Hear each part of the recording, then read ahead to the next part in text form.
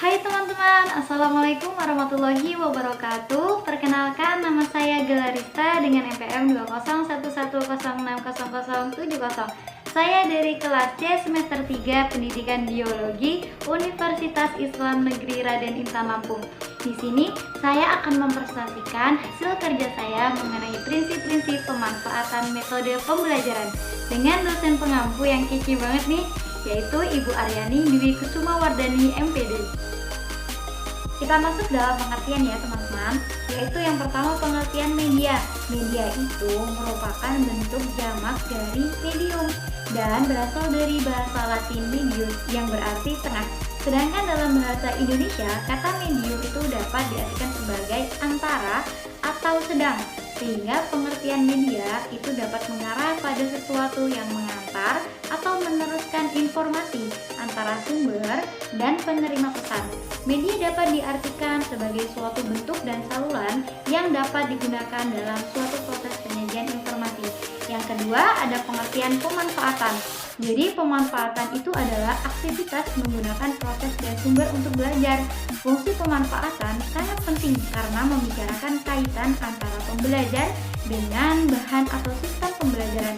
Mereka yang terlibat dalam pemanfaatan mempunyai tanggung jawab untuk mencocokkan pembelajaran dengan bahan dan aktivitas yang spesifik, menyiapkan pembelajaran agar dapat berinteraksi dengan bahan dan aktivitas yang dipilih, memberikan bimbingan selama kegiatan, memberikan penilaian atas hasil yang telah dicapai dalam proses pembelajaran, serta memasukkannya ke dalam prosedur organisir yang berkelanjutan.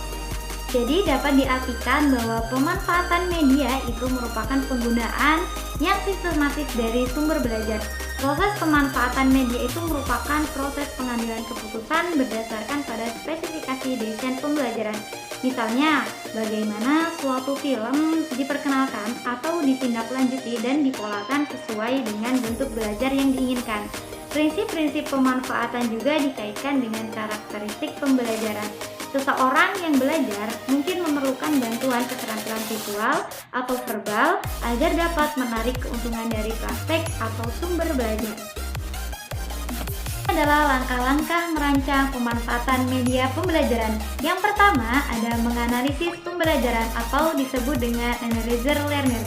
Yang kedua adalah merumuskan tujuan yang disebut dengan state objective. Yang ketiga adalah memilih media dan bahan yang disebut dengan select media and materials. Yang keempat itu adalah menggunakan media dan bahan atau disebut dengan utilize media and materials. Yang kelima adalah melibatkan siswa atau disebut dengan record learner participation. Yang keenam adalah penilaian dan revisi yang disebut dengan evaluate and review. Selanjutnya adalah syarat umum pemanfaatan media pembelajaran. Yang pertama adalah media harus sesuai dengan tujuan pembelajaran. Yang kedua, media itu harus dapat bisa dilihat atau bisa didengar. Yang ketiga, media itu harus bisa merespon siswa tersebut.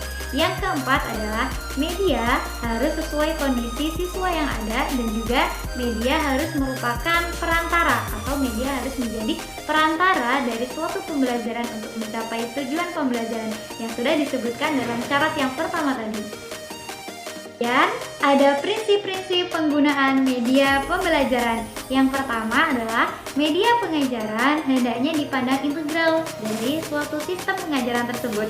Yang kedua adalah media itu harus dianggap sebagai sumber belajar yang dapat memecahkan masalah siswa dalam proses pembelajaran. Yang ketiga adalah guru hendaknya itu dapat menguasai teknik dari media pembelajaran yang disediakan. Yang keempat yaitu guru memperhitungkan untung dan rugi dari penggunaan media tersebut. Jadi ketika media sudah dipilih, guru juga harus bisa mengaplikasikannya dan juga harus bisa menghitung berapa untung dan rugi yang akan diterima oleh siswa dan juga proses pembelajaran tersebut apabila menggunakan media tersebut.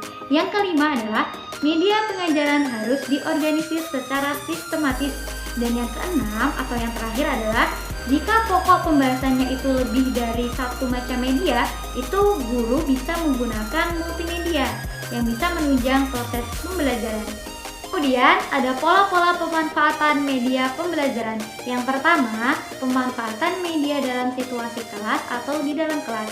Yang kedua, ada pemanfaatan media di luar situasi kelas yang dibagi menjadi dua, yaitu bebas dan juga terkontrol. Yang ketiga, ada pemanfaatan secara perorangan, kelompok atau massal. Dan yang keempat, media itu juga bisa digunakan secara massal atau secara bersama-sama. Kemudian ada manfaat penggunaan media pengajaran. Yang pertama adalah menarik dan memperbesar perhatian anak terhadap materi ajar.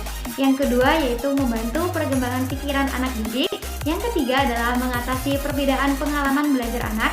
Yang keempat dapat menumbuhkan kemampuan anak didik untuk berusaha belajar mandiri. Yang kelima adalah memberikan pengalaman belajar yang sulit didapat di media yang lainnya. Dan yang keenam yaitu mengurangi adanya verbalisme. Verbalisme ini adalah ketika anak mengacungkan diri tetapi tidak mengerti alasan dari dia mengacungkan diri tersebut. Jadi ketika ada media pembelajaran yang tepat untuk pengajaran yang ada di dalam kelas tersebut, maka hal tersebut akan berdampak pada siswa yang dapat mengurangi adanya verbalisme tersebut. Hal yang harus diperhatikan dalam pemanfaatan media pembelajaran yang pertama adalah tujuan pembelajaran yang ingin dicapai, karena media pembelajaran tersebut sangatlah berkaitan dengan tujuan. Dan yang kedua adalah isi materi pembelajaran. Media harus disesuaikan dengan materi yang akan disampaikan kepada siswa. Yang ketiga adalah karakteristik siswa yang belajar tersebut. Jadi yang keempat adalah strategi belajar yang digunakan, karena strategi ini akan berpengaruh besar juga terhadap media dan juga hasil pembelajaran yang ada di dalam kelas tersebut. Kemudian ada strategi pemanfaatan media pembelajaran. Yang pertama, strateginya itu adalah melakukan persiapan terlebih dahulu sebelum mengajar di dalam kelas dengan menggunakan media pembelajaran yang akan digunakan.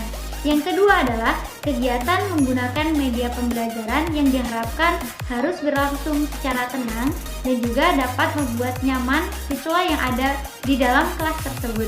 Yang ketiga, adanya kegiatan tindak lanjut. Jadi, ketika sudah ada pembelajaran dengan media pembelajaran di dalam kelas tersebut, haruslah ada evaluasi dan juga tindak lanjut yang dilakukan oleh pendidik kepada yang terdidik waktu proses pembelajaran. Mungkin itu saja yang dapat saya sampaikan. Kurang dan lebihnya saya mohon maaf. Saya akhiri. Wassalamualaikum warahmatullahi wabarakatuh.